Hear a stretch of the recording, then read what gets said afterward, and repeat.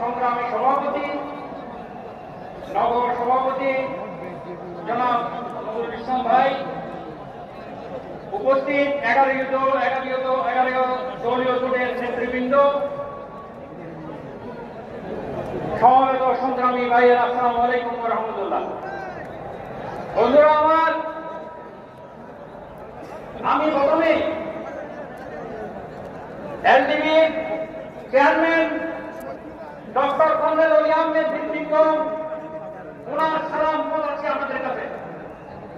আপনারা ওনার সালাম নিলেন তো? উনি সবসময় ন্যায়ের পক্ষে কথা বলেন, সেটা আপনারা জানেন। উনি স্বাধীনতা যুদ্ধে বা সেনাদানের বাড়ির বিরুদ্ধে প্রথমে সংগ্রামে লিপ্ত হয়েছিলেন, সেটা আপনারা জানেন। উনি দুর্নীতির বিরুদ্ধে বিএনপি সরকার ক্ষমতা থাকালীন অবস্থায় দুর্নীতির বিরুদ্ধে উনি ডাক দিয়ে একটি দল গঠন করেছিলেন। কেন? উনি দুর্নীতি মুক্ত একটি বাংলাদেশ করতে চেয়েছিলেন।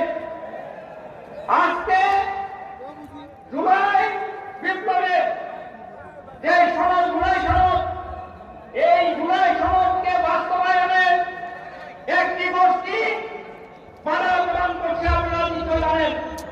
তারা চায় এই জুলাই সনদ বাস্তবায়ন না হোক, তাহলে তারা আগের মতো যে নাও সেই গরু ক্ষমতায় গিয়ে জনগণকে পাঠা দেবে একটা, আর ক্ষমতায় গিয়ে করবে আরেকটা। সেটা কিন্তু সাহেব বিশ্বাস করেন না বলেই আজকে ইনসাফের রাজনীতি তারা করতেছে, ইনসাফের সমাজ তারা কায়েম করতেছে।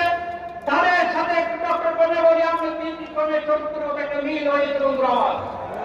তাই উনি আজকে 11 দলীয় ধরে যোগ দিয়ে দাঁড়িপাল্লার পক্ষে উনি আজকে ভোট প্রার্থনা করছেন।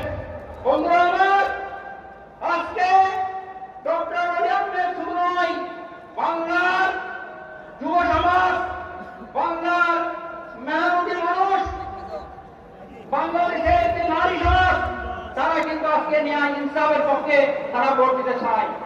এই জন্যেই নারীদের উপর আক্রমণ করা হচ্ছে। বন্ধুরা আমার, আপনারা জানেন, আমরা বিশ্বাস করি এই দেশে যতদিন পর্যন্ত ইনসাফ কায়েম না হবে, যতদিন পর্যন্ত ন্যায় বিচার কায়েম না হবে, মানুষ সুফল ভোগ করতে পারবে না।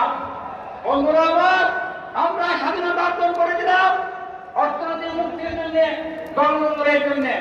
আপনারা জানেন, স্বাধীনতা উত্তরকালে গণতন্ত্র গলা টিপে দিয়ে বাকশাল কায়েম করা হয়েছিল, আপনারা জানেন।